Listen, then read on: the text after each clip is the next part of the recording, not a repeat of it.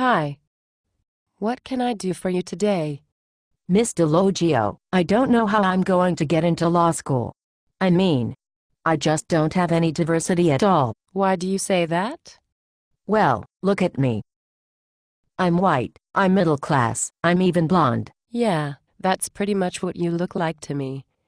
But diversity isn't simply a matter of demographics, it's a measure of how different you are from other applicants, even those very much like you. There must be something that distinguishes you from other white middle-class blondes. Think of your friends who look like you and tell me how you perceive them to be different from you. Well, most of them don't have to work to support themselves, but I have to work 20 hours a week, because my parents can't really afford to pay much more than my tuition. And why is that? What kind of jobs do your parents have? How much education do they have? Do they make a lot of money and spend it all, or do they just not make much?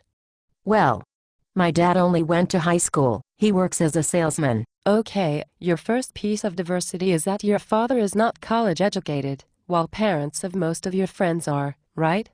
Oh. Yeah. What does he sell? Shoes, cars, computers? It can make a big difference in how law schools view your application. I don't know exactly what he sells, but he works in a hardware store. And what about your mom? Does she work? Well, she used to be a nurse, but then she hurt her back and has to stay home on disability. So, who does all the cooking and cleaning around the house? Your dad? Are you kidding? He would never do women's work. I do most of the cooking and cleaning. So now you have three pieces of diversity. You don't come from a college-educated family. Your father runs a more conservative household than many of your friends. And you have significant responsibilities around the house as well as having to work. But I thought you needed to be a minority for it to matter. No. A lot of people think that. But diversity is anything that makes you different from the mainstream applicant.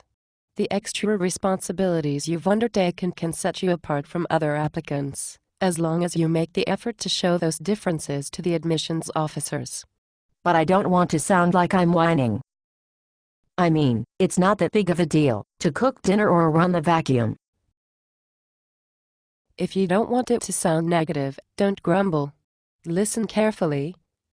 I cook dinner and run the vacuum. Does that sound like whining? Not when you say it. It just sounds like a sentence. Well, that's all you have to do, make it sound like a sentence. It will sound like whining if you write it that way, but you don't have to play any violins in the background if you don't want to. Well then why does everyone always say not to complain about your problems? Because you shouldn't complain. But the crucial difference is between complain and explain. You can do an awful lot of explaining without doing any complaining. Here's a good example. I have diabetes and have to check my blood sugar and watch my diet carefully. That's explaining. Now listen to this sentence. Gee, I wish I could have some of that cheesecake, but ever since I was diagnosed with this bleeping diabetes I haven't been able to eat a single bleeping dessert. That's complaining.